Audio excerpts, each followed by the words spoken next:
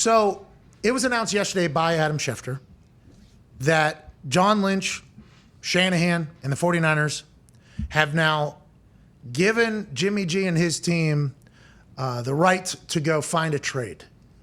Wasn't that right already given after the season whenever he said his goodbyes? And then what, the Niners just wanted to see if he would be able to recover properly so that then they could say in negotiations that his shoulder's good because he's been throwing, I guess, for like a month or two. Yep. They don't know if the long balls have been into the workout. There's always a progress. You know, you throw the lighter ball starts and it's like standstill and static and then it moves away. There's always a progression when it comes to rehabilitating because when surgery happens and they cut shit open, you're going to have to reteach the things that are in there, how to do pretty basic stuff. Happens in every single surgery, whether it's your elbow, shoulder, knee, ankle, Achilles, you name it. The rehab process is painful. You have to be very persistent, and it's a long one. They're saying Jimmy G's all the way back. So what? They had to re-give him the right to find a trade. Did they stop it once the surgery took place? Or like, hey, let's not try to do business like this while he's still hurt because we don't know what people will offer. Baker just went for a 5th-round pick, I believe, and Carolina is paying him $5 million. What's the market going to say? Especially because the entire NFL knows that the Niners probably going to end up having to cut Jimmy G. Not just to save the $22 million or whatever, but because if they're handing over the reins to Trey Lance, that is an uncomfortable and potentially awkward situation for Jimmy G to walk in there to.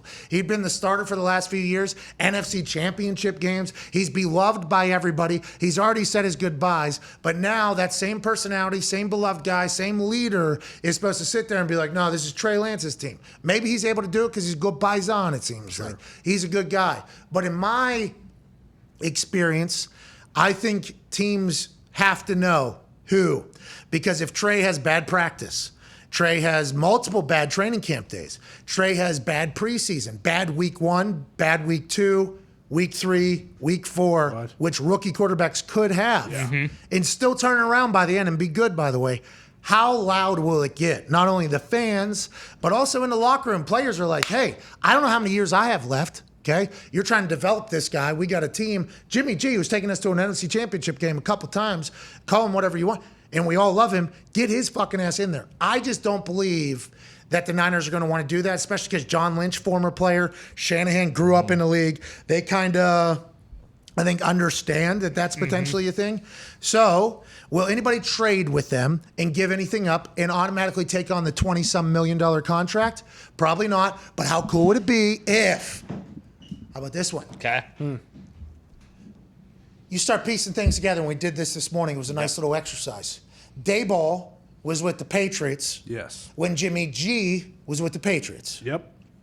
What if the New York Giants, who have no allegiances to Daniel Jones, Joe didn't draft him, Dayball didn't draft him. Now, granted, the owner did, so that's an entire thing. But everybody knows that when a GM gets handed the reins to a team, want to build it in his vision. There's some egos involved. Not saying Joe Douglas has any. Seems like he's a very laid-back guy. Wyatt will drink beers. Wyatt seems like that type of guy. But there's always that type of thing. What if they pick up his $22 million salary, which is more than Daniel Jones is going to be getting? Oh, yeah. What if they trade for Jimmy G to New York? Keep the 1-year deal that he has left. Trade Daniel Jones to the Niners. He's now backup for Trey Lance. Daniel Jones going into last year of his contract. He's going to hate that. Like, that's going to be great. Daniel Jones and his people are not going to like it. But now the San Francisco 49ers have a backup who's a good player. They have... I don't think the locker room would be like, need Daniel Jones to be the starter. I don't think anybody would be expecting Daniel Jones to be a starter. But you have a great backup who's nowhere near as expensive as Jimmy G. And Jimmy G now, paisano in New York with that team, with a coach who has seen him before. And now he's New York Giants starting quarterback with Saquon Barkley, some dogs on the offensive line and the whole team. That could happen. There's other places that could happen too. Cleveland? I mean, Cleveland's not out of the woods yet, you know.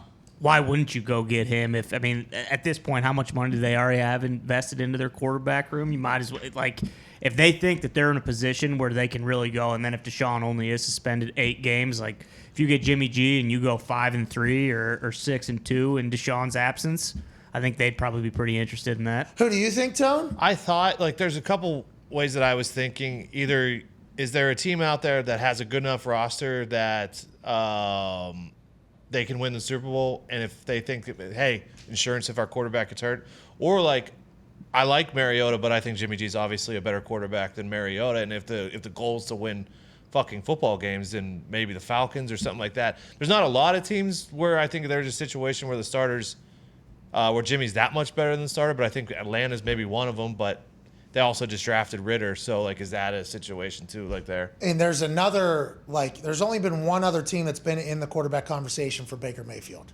and that was the Seattle Seahawks. Seattle Seahawks can't trade with the Niners. The Niners will not just give Jimmy G, yeah, we'll see you 2 times a year for fucking ever. However, they think that ain't, that's not going to happen. So if he gets cut, does he go to the Seattle Seahawks? If he gets cut, what is the plan? The hilarious thing earlier was Tepper thinking like maybe the Panthers are like, yep, give us fucking Jimmy G too. They'll have $45 million in salaries. They'd have Darnold, Baker, and Jimmy, and just say, hey, listen, you've all kind of played good at some point. Jimmy has the most success out of all of you, but he hasn't had as much on his shoulder. Baker, I mean, what happened? Yeah. You took a team that's never been there. And Sam, I mean, you're running out of time. And Tepper just being like, whoever the fuck wants it. It would be $45 million in salaries if they did that. And that's obviously a lot of money not to know who your guy's going to be. But the Colts did that a couple years ago. Yeah, They exactly. had to pick up a couple salaries. Throwing this one out there because he's unproven too, but it's kind of a situation you want to give him his chance maybe, like the Eagles. Whoa. Hey, Sirianni. Yeah. Vafangula. Jalen Hurts is the guy, though, remember? Yeah, that's what I'm Jalen saying. Hurts is the guy. He's a dog. This is his.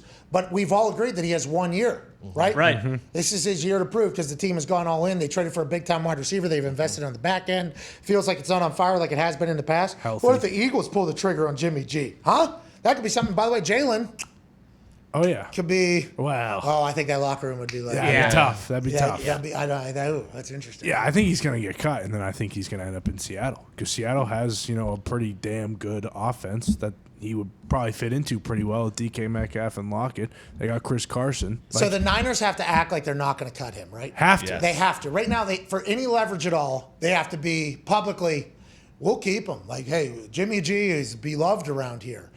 But The Niners' biggest leverage is if they can hold on to him as long as possible in case there is an injury in training camp, or if they can even get to week 1, week 2, say a huge quarterback goes down. Jimmy goes from a 5th-round pick to a 1st-round pick pretty quickly. yeah, and they just have to get through all of training camp with a guy who's your actual. Yeah, it's very hard. And then if they have to Because wait. when you think about team building, which is very important, and I understand that, a lot of media people who have never been on a team say that it's not important and just go like, this player's better than this player's faster than this player. Oh, everybody hates this person, but he runs faster than this person, so let's put him in there. Like, team building. Will the adults in the room be able to get over it? They should, right? They absolutely should. But boy, Trey Lance is looking over his shoulder the entire time. Yeah. How could you not? I guess they would just have to say, Trey, this is your team, this is your team, this is your team. And they would have to reiterate that. But who's going to tell the locker room that? Who's boys with Jimmy G and they're boys with Trey Lance? Like, I just think, I just believe that that's not the right way to build a team. But fuck, John Lynch and Shanahan have done a much better job of doing that than I ever probably could in my life. Well, and if that is the case, like, yeah, I mean, Jimmy G would understand that, but he's still a competitor. Like, it's not like he's just going to be like, all right, well, fuck it, I'm the backup then. That's where this ends. Like, when you've been the starting quarterback, and again, we don't know that much about Trey Lance, but it seems like he's a little, like, he's younger. He's a little more mild-mannered. Like, he's not having a good day or whatever, and Jimmy just kind of gets back into the flow of things. Like, yeah, exactly. Like, there's no saying that something like that wouldn't happen. Yeah, the Niners have no leverage. Like, what's the team going to offer? Yeah, It's so like this they was know. like a re-announcement of like a sale that's Still happening. available, exactly. guys. Yeah. Hey, still alive. Yeah. But they would have to pay for his Tickets still contract available. if they trade him. So they cut him. They save $20 million. They trade him. They save $20 million. Well, maybe. There's no way a team's going to be like, yeah, we'll pay 'cause that they entire take thing. some. Yeah. You cut him. You save $20 million. You trade him, you potentially have to pick up $10 to $11 million. Yeah. Field Yates tweeting, Jimmy G currently has 1 year left on his deal. Any team acquiring him would owe him $24.2 million in base salary and up to $800,000 in per game bonuses. $25 million max as things presently stand.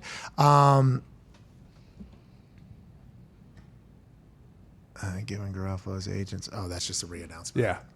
So it's $24 million saved if they cut him. $24 million saved if they trade him. Now, with the Baker deal, you'd assume that other teams are going to expect them to pay there. At least. So the only thing a team could do right now is trade is to get ahead of the line that is potentially going to form if he gets cut and becomes a free agent. Sure. Because I would assume that everybody just goes, oh, the Seahawks are going to sign him Right. if he gets cut. He's going to the Seahawks. So we can get ahead of the Seahawks by trading and picking up this 24.2, or we can trade and negotiate a deal. And let's just move along Yeah. with it. What about a quarterback competition here? With Matt Ryan? Let's empower the Astros. $60 million for a quarterback, though. They've done it. We've done it in the past.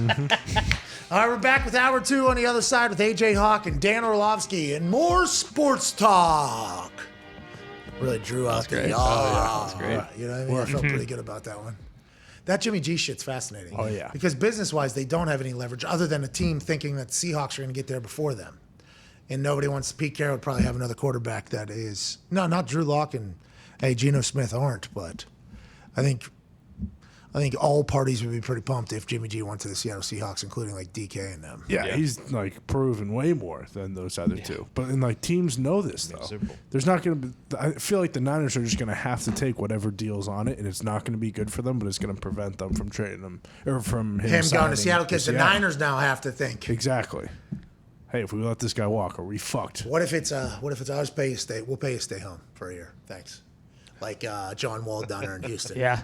Yeah, we'll pay you $24 million just to stay home. Yeah. And then Jimmy's like, I'm signing with the Seahawks next year then. What do we even Well, what with are team- you just delaying the inevitable here? What are we With teams like Seattle and Atlanta, like, do you think part of it too is maybe like how far can Jimmy G take them? Like, and who knows how good they'll be? But both this is a very good college quarterback class coming in. You know, like not tanking, but it's like, hey, are we okay with going 7-10 where with Jimmy G, where if we don't have him, we get a top 5 pick and we can get one of CJ Stroud or Bryce Young or something like that. Like, I wonder if that's in play at all.